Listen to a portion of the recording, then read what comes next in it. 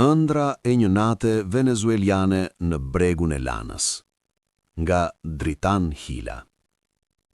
Më shumë se një luftë, ajo që ndodhi në Venezuel ngjan me një grusht shteti.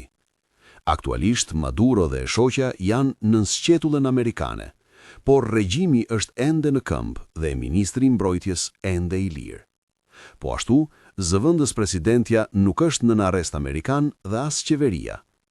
Më shumë se sa një regjim change, kemi të bëjmë me një ndryshim kal karroce, dhe nuk mund t'jetë ndryshe pasi kohët kanë ndryshuar. Vetëm sistemin vendosur nga Chavez erdhi si rezultati një ndryshimi strukturor të shoqërisë venezueliane, e cila deri në vitin 1999 ishte qeverisur nga pakica e bardhë spanjollo-italiane. Chavez ishte përfaqësuesi i shumicës metise.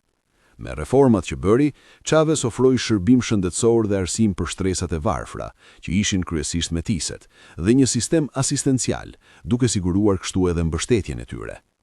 Kjo u reflektua po ashtu në strukturën e shtetit, me prezencën akoma më të madhe të metiseve, sidomos në radhët e ushtrisë, e cila është edhe shtylla kurrizore e regjimit.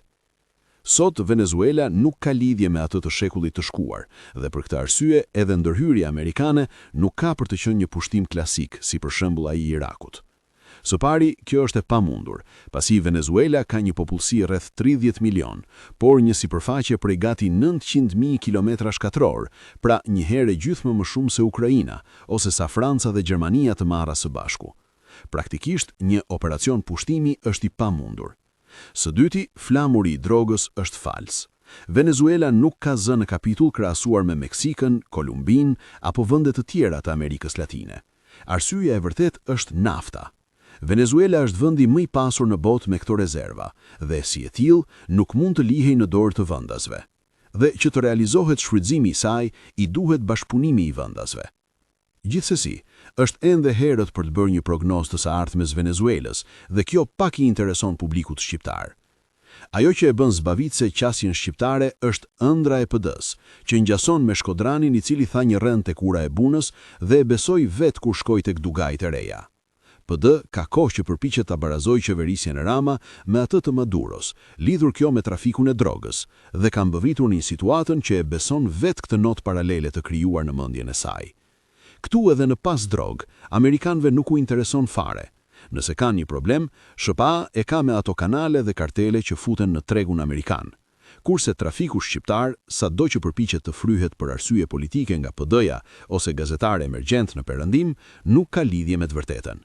Në çdo investigim ose raport serioz, trafikantët shqiptar janë çirrak të ndrangetës apo mafjes pulieze. Narrativa e PD-s ngjan me atë të Shkodranit, por puna është që Shkodra nuk ishte çmendur ta besonte një rën, sikurse bota nuk ka mbetur të marrë informacionet nga bregu i Lanës. Kurse ngjashmëria e Shqipërisë me Venezuelën është reale aq sa janë deliret shqiptare që jemi kërthiza e botës.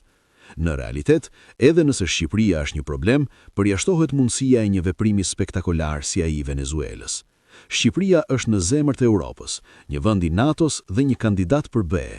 Po ashtu, Rama nuk ka asnjë ngjashmëri me Maduron, pasi ka raporte dhe takime me gjithë udhëheqësit demokratë europian. Duke ju rikthyer real politikës, Shqipëria nuk ka asnjë pasuri gjendjellorekse dhe nuk paraqet asnjë rrezik për stabilitetin.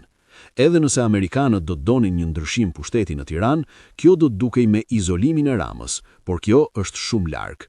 Po ashtu, do të duhej pasardhësi, por edhe në këtë pikë ata nuk shohin ndonjë kandidat real, përjashtuar ëndrat e Tikut që ka zënë radhën tek dera e kryeministres dhe projektet e Gridas që e humbi radhën. Kurse kandidatit më të mundshëm, që edhe e injekton deliret e tij fatkeqëve që i rinë tek obori, nuk i kanë më numrin e telefonit.